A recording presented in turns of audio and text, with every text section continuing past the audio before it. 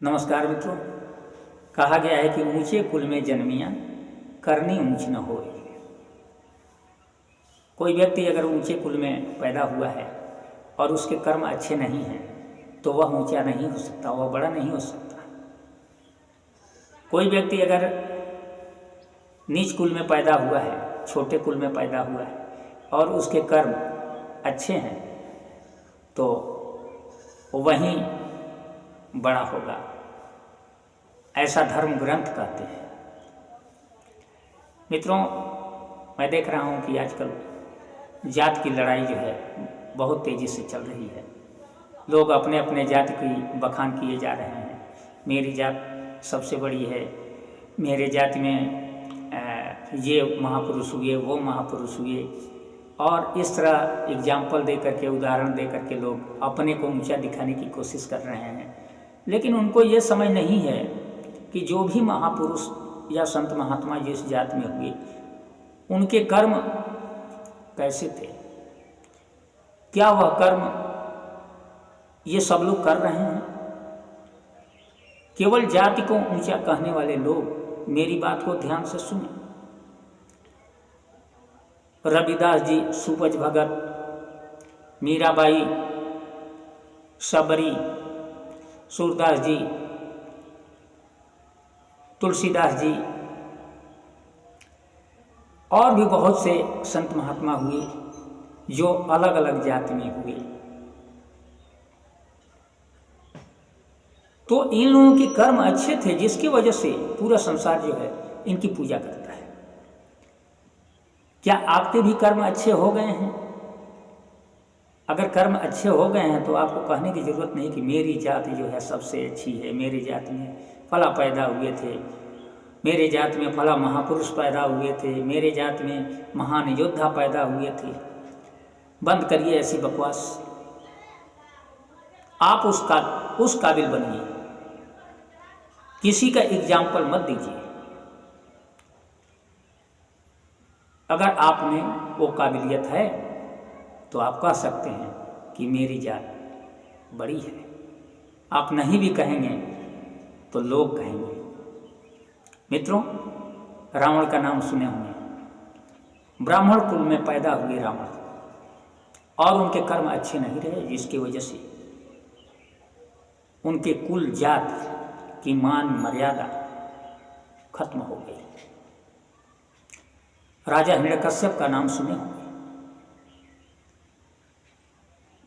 बेटा प्रहलाद जो है उनको समझाता रहा अपने पिता को, लेकिन वह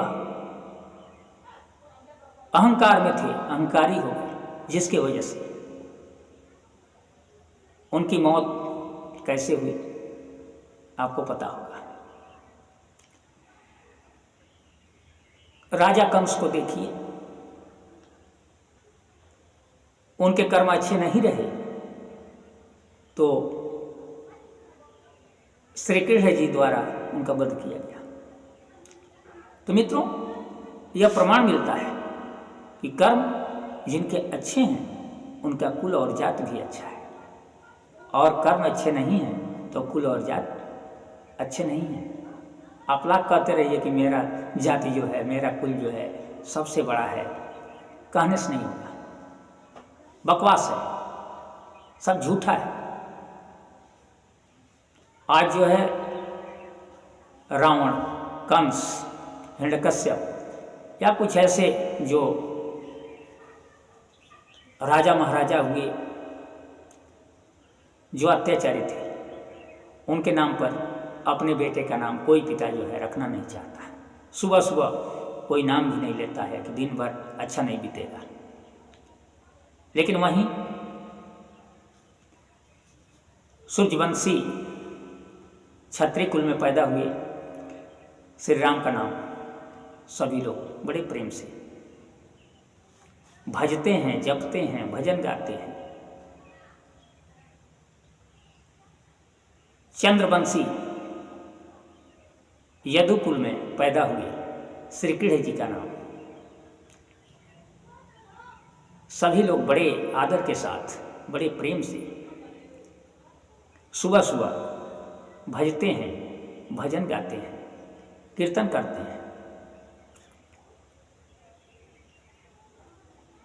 श्री राम जी क्षत्रिय वंश के और श्री कृष्ण जी यदुवंश अर्थात ग्वाला वंश के, और उनका नाम पूरा संसार भजता है। सभी लोग उनको भजते हैं, उनकी पूजा करते हैं। तो भाई यहाँ तो जात खंडित हो गई ना। अब क्षत्रिय वंश में पैदा हुए और एक ग्वाला वंश में पैदा हुए, ये लोग कैसे बड़े हो सकते हैं, जिसके सामने हर जात के लोग जो है अपना शीश झुकाते हैं, उनकी पूजा करते हैं, वंदना करते हैं। तो मित्रों, जात बड़ी नहीं होती, कुल बड़ा नहीं होता। इंसान का कर्म अच्छा होता है तो जात भी अच्छा होता है, कुल भी अच्छा होता है, सब कुछ अच्छा होता है। तो ये लड़ाई छोड़ करके मेरे विचारों को आप सुनिए और मनन करिए, चिंतन करिए।